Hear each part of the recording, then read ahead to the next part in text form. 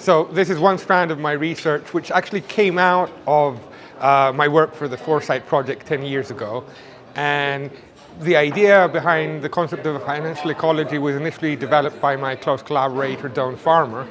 And we took this forward in our Foresight Report, where our idea was to think about trading algorithms as species and try to study the interaction of a diverse range of algorithms, each of which had a specialized function and all of which interacted strongly with each other to bring about systemic outcomes which would not be obvious unless understood at the level of the interactions of all these algorithms simultaneously.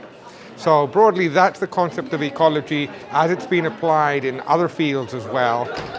And what we were aiming for was a methodology to apply concepts from other fields to the study of trading algorithms in the context of the report.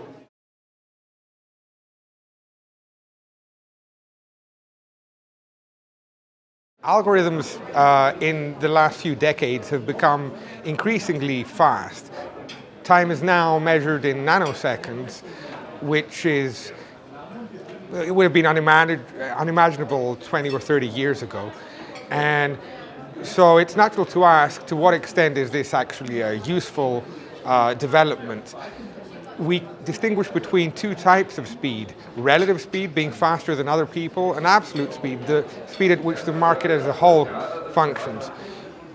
Our analysis was different to that of other people who have looked at the value of speed, in that we looked at the value of being first in what's called the queue of a limit order book. So whether you would be executed first or second when an incoming order came to execute at the price at which you'd sent an order. Other people had studied things like the value of speed when you're trying to pick off a limit order or when you're arbitraging markets that trade similar products. The kind of numbers that people came up with in the traditional calculation were far smaller than the numbers we come up with, and we think the value of being relatively faster than other people is incredibly large because of the value of being first in the queue is so big.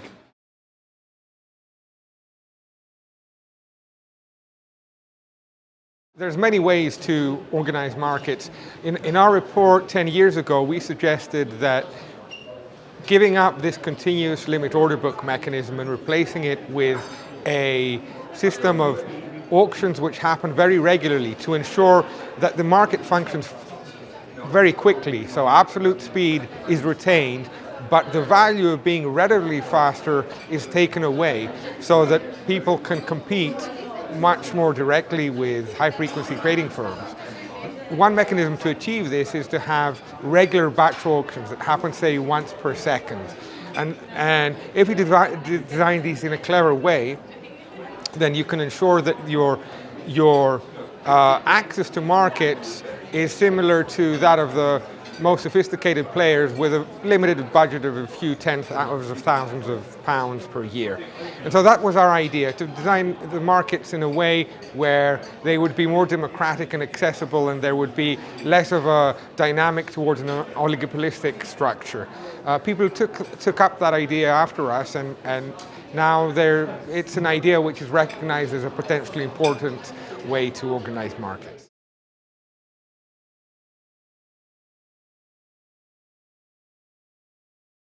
It's amazing. Markets move very quickly, but developments like these are very slow.